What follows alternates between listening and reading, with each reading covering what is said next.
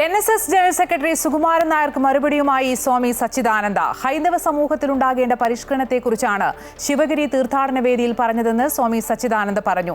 സുകുമാരൻ നായർ പറയുന്നത് പഴയ ആചാരങ്ങൾ അതുപോലെ നിലനിർത്തണമെന്നാണ്.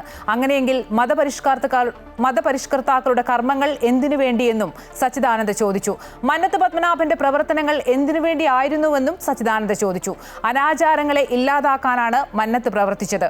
മന്നത്തിന്റെ അഭിപ്രായത്തിന് വിപരീതമായാണ് സുകുമാരൻ നായർ പറയുന്നതെന്നും സച്ചിദാനന്ദ കൂട്ടിച്ചേർത്തു. കേരളത്തിൽ ഉണ്ടാകേണ്ട, പ്രത്യേകിച്ച് ഹൈന്ദവ സമൂഹത്തിൽ ഉണ്ടാകേണ്ട ഒരു പരിഷ്കാരത്തെ സംബന്ധിച്ച് ഞാൻ സംസാരിച്ചു.